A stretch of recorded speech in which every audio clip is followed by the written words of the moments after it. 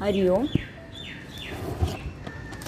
2.2 सूत्र है समाधि भावनार्थः क्लेशतनुकरणार्थश्च। बहुत सिंपल सूत्र है कि समाधि साधने के लिए और पंच क्लेश कम करने के लिए क्रिया योग है। तो उन्होंने क्या कहा है कि तपस स्वाध्याय ईश्वर प्रणिधान यह तो क्रिया योग है, पर यह क्रिया योग हमें क्यों करना है? तो समाधि साधने के लिए और क्लेशों का प्रभाव कम करने के लिए। क्लेश तनु करणार्थ, तनु मतलब कम करने के लिए, और क्लेश मतलब पंच क्लेश है। इसके आगे वाले सूत्र में पंच क्लेश कौन से है वो आएंगे। तो वो समाधि भावनार्थ, समाधि भावनार्थ मतलब साधने के लिए, और तनु करणार्थ यानी कम करने के लिए, और च यानी और यानी एंड।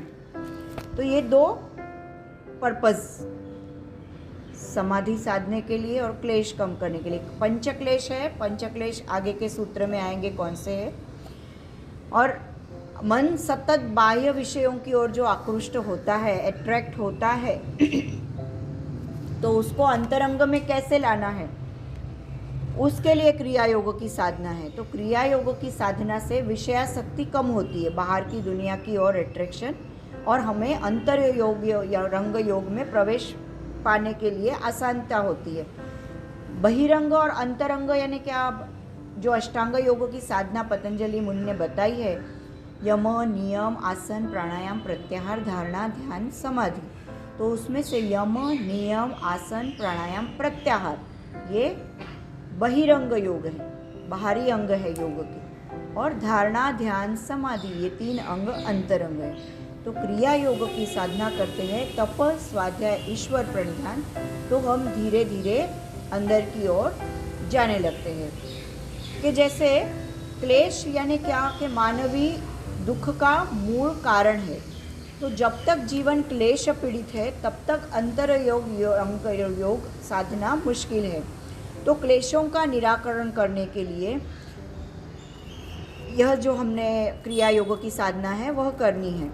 तो उच्च कोटि के जो योगी जन है उनका भी छुटकारा नहीं होता है क्लेशों से, तो उस क्लेशों का प्रभाव कम करने के लिए पंच क्लेश की साधना उन्होंने बताई है। तो उन्होंने जो बताया है कि तप स्वाध्याय ईश्वर प्रणिधान, तो तप करने से, जैसे पिछली बार हमने देखा था कि तप करने से हम हमारे शरीर को तपाते हैं, उसको गर्म करते हैं, और जैसे ही वो गर्म होने लगेगा साधना से, तो ऑटोमेटिक हमारे जो अंदर के जो चीज़ें हैं वो सब बाहर निकलने लगती है। मतलब तप से शरीर का रजोगुण और तमोगुण कम होने लगता है, शरीर निरोगी होता है, शांत होता है। तो हम जो ये रोज की साधना कर रही है वही तप है। तो ये करते करते करते धीरे धीरे आगे हम उस हमारे डेस्टिनेशन तक पहुंच ही जाएंगे।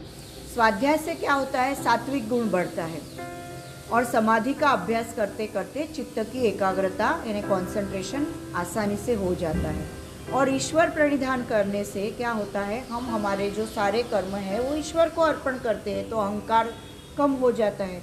तो चित्त में से जो क्लेश होते हैं वो शिथिल हो जाते हैं, तो समाधि लगाने का जो मार्ग है वो इजी हो जाता है।